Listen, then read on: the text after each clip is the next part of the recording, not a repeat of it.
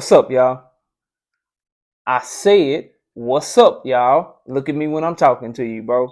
Nah, I'm just messing with y'all, man. This your boy Knockout Boxing 86 TV, and we in here. So check this out, bro. Before I get going on our video, smash my like button, subscribe to the channel if you're new here, share the video, go turn on your notifications, and please go follow me on Twitter at KOBoxing86 TV. And a couple of things about the channel, man. Be sure to join the channel for exclusive content. We drop prediction videos every week, and our members get access to it first. And the members will tell you that the predictions be on point, man. We don't really miss on the fight predictions. Also, if you wanna join the TKO debate series, you can email me again. It's knockoutboxing86@yahoo.com, or you can DM me on Twitter at KOBoxing86TV. And don't forget, we live. We opened up a new live show, so we live Monday nights tonight. Monday night 7:30 p.m. Central Time. Wednesday and Thursday night at 7:30 p.m. Central Time, and we also live every Sunday morning with the Singing OG KQKC Boxing Network. Sunday mornings 9 a.m. Central Standard Time. Let's go ahead and get it popping, and let's get into our video. And today we gotta talk about Stephen Fulton, bro. We gotta talk about Cool Boy Stephen Fulton. His interview just dropped today with the Last Stand podcast. Brian Custer, y'all go check out Brian Custer. Obviously, he a legend doing this thing, and he gave a great interview with Stephen Fulton. A specific part that I want to focus on in this video is this narrative that people run with, right? To where PBC and Al Haymon, specifically Al Haymon, block big fights, but when one of their fighters does have a big fight, it's because the fighter went against what Al Haymon wanted him to do. And Cool Boy Stephen Fulton, he kind of got upset when he was talking about it, and he let the world know, like, nah, bro, Al supported this shit. I called Al, told him what I wanted, and he got on the phone and he made that shit happen for me because that's what I wanted. And so when I hear people talk about that, they don't know what the hell they talking about. And it just leads me to, when somebody is quiet, bro, then the person that's loudest, the person that's talking, you just assume that their narrative is correct. And so what I've always said on this channel is, because Al Haymon doesn't do interviews, because Al Haymon doesn't talk, when people attack him, he doesn't respond to them. He just keep working, keep doing what he do. Then people run with what Oscar De La Hoya says about him. People run with what Eddie Hearn says about him. People run with what Bob Arum says about him. When in reality, if you really look at the lay of the land, Al Haymon sent fighters over there to Bob Arum to fight Terrence Bud Crawford, Felix Diaz. Al Haymon is the reason that Top Rank and PBC did the biggest heavyweight fight in 2021. The highest grossing heavyweight fight in 2021 was Tyson Fury versus Deontay Wilder for that trilogy fight. Top Rank was trying to run away from that. Top Rank was trying to go in another direction. And instead, Al Haymon and the PBC fought for Deontay Wilder, fought for their fighter, and that fight ended up happening. Undisputed, Canelo, biggest fight, crossing over where? To go make a deal and do business with Al Haymon. Jamal Charlo and his team, which is Al Haymon, who's his advisor. Al Haymon sent a contract to Jaime Munguia. They had an offer on the table to fight Jaime Munguia, to do business with Golden Boy. So I really don't understand where this narrative comes from if you actually look at the facts of the situation and what happens. Golden Boy turned that down. Golden Boy decided that even though they had the clear B-side fighter who wasn't the champion in Jaime Munguia, they had the clear B-side fighter who wasn't near as popular as Jamal Charlo.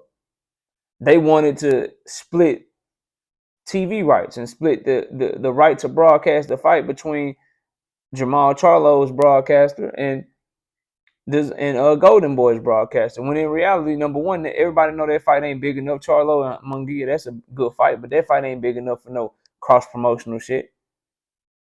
But people blame Jamal Charlo or Al Haymon for that, when in reality, if you got the B-side fighter and you want a shot at the title, you send his ass over there. You send him over there so he can go win, right? So he can go beat Jamal Charlo ass. Then you look at this Cool Boy Steph situation. I seen it on Twitter and I seen it all through YouTube. Oh, great job by Stephen Fulton. going against Al Haymon, telling Al Haymon hell no and going to make the fight happen. This is because of Stephen Fulton, not Al Haymon. You won't see any retractions though. You won't see anybody, talk about, oh no, I was wrong because I heard what Stephen Fulton said. He said Al Haymon was all for it. He said Al Haymon helped him make the fight and made it happen for him. And Al Haymon gave him every fight that he ever wanted. And he blames MJ Akhmadaliev, not Al Haymon, MJ Akhmadaliev for being scary and not wanting to fight him for undisputed. But that'll go over a lot of people's head. And if it don't go over their head, they won't talk about it because it doesn't fit this anti-PBC, anti-Al Haymon narrative. We give credit to everybody when it's due. But this notion that PBC doesn't let his fighters go across platform or that PBC is the one that's blocking fights. I done gave you instances in the last year where they done tried to do business with every promoter of note. Every promoter of note. Oscar De La Hoya, Golden Boy, Eddie Hearn, DAZN, they doing business with him. They tried to do 2 fights with him. They got Tank Davis and Ryan Garcia on the docket right now. Top ranked Bob Arum, Deontay Wilder, Stephen Fulton, Monster Inoue. So like all these narratives that I'm glad Stephen Fulton pointed that shit out. All that stuff that people run with, bro, it's just not true. It's just that Al Haymon is an easy target because he ain't gonna talk back. You know that he ain't gonna respond. You know that he's just gonna let his work do the talking. And to real ones, we can see the work. We can see that, oh no, he be doing business with all these dudes. When the money right, when it makes sense for his fighter, he ain't got no issue with some cross-platform shit. If it make money, it makes sense. He all for it. It be top-ranking Bob Arum trying to screw him out of fights. Telling Tyson Fury to go do this instead of honoring his contractual obligation. Eddie Hearn be trying, and Golden Boy, Oscar De La Hoya, they be accusing Al Haymon and shit. But in reality, you know that if you paying attention, Ryan Garcia, he got the contract for Tank Davis. Why they ain't signed it yet? Why the fight announcement ain't came yet? They done sent that shit. And you sitting on it. We know that Al Haymon and Jamal Charlo made an offer to Jaime Munguia. Y'all turned that shit down, but you accused the man of blocking fights. When you the ones that's turning down fights with his fighters and shit. Monster Inoue about to have the biggest fight of his career. And it's because Al Haymon is letting Stephen Fulton do what he want to do, and that's fight for his legacy.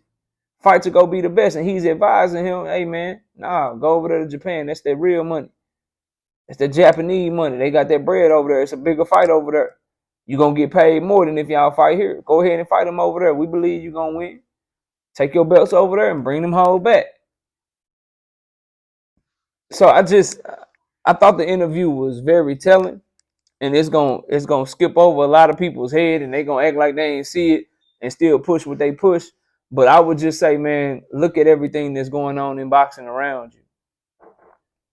The biggest fights that we had in 2021, Canelo Alvarez, Caleb Plant, Deontay Wilder, Tyson Fury. 2022, Jermell Charlo, Brian Custer. Sebastian Fundora versus Erickson Lubin was a hell of a fight. A lot of the big fights that we get are because of the PBC and DAZN doing their thing, Top Rank doing their thing too. But this notion that people have where they just want the PBC to go away, how can you want the network or the promotional company that got the majority of all the big fighters? Why do you want them to go away, bro?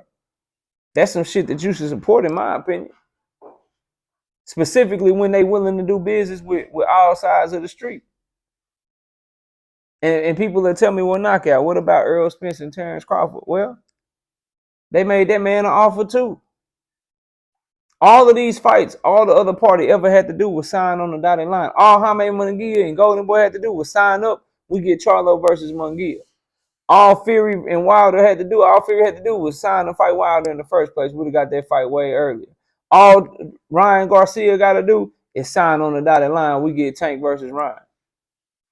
Stephen Fulton and Monster Inoue, shit about to happen. They getting it popping. And the PBC got their hands in all that shit, man. How can you knock that?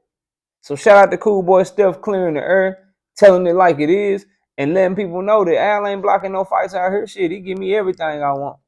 And you best believe he giving Cool Boy Steph, no disrespect to him, Stephen Fulton. If he getting what he want from Al, you don't think the bigger names can get what they want to? This notion that these dudes can't make fights and can't, get it cracking, bro, that shit has always been a misnomer because there's too many examples that I just gave you that point in the other direction. That they actually do try to do business with these cross promotional companies. It's just that Golden Boy be suing them. Bob Arum sued them when they first came into existence. These dudes just hating on them and they don't really want to break bread, but PBC is giving them no choice but to break bread with them because they got all the fighters for the most part, bro. Top Rank got some great names, you know what I'm saying? We ain't gonna take nothing away from the stable that Golden Boy got. They got a little something over there. But eventually, all these dudes gotta come through the PBC for these big fights, and they know it, and I think that will make them mad, bro. And they know Al, he try to handle himself with class. He ain't gonna respond to him. He just gonna keep trying to whoop their ass behind the scenes with negotiations and fighters and getting fights done and all that shit. That's what he trying to do. But y'all let me know what y'all think, man. Cool Boy Steph says Al Haymon helped him make the Monster Inoue fight. Completely shits on the narrative of everyone saying that Al Haymon ain't letting his fighters fight whatever fights that they want to do and all that shit, man. Cool Boy Steph just let the cat out the bag. Y'all let me know what y'all think. Comment down below. Smash the like button. Subscribe to the channel. Share the video. Turn on your notifications. Go follow me on Twitter at KOBoxing86TV. Join the channel for exclusive content. Also, if you got a breakdown or prediction, hit my email up, knockoutboxing86@yahoo.com. Don't forget that we live Monday night, 7:30, Wednesday night, and Thursday night at 7:30. You can also catch me live with the Singing OG KQKC Boxing Network. Appreciate y'all watching. Enjoy the rest of your day. And with that, we out of here. Peace out, y'all.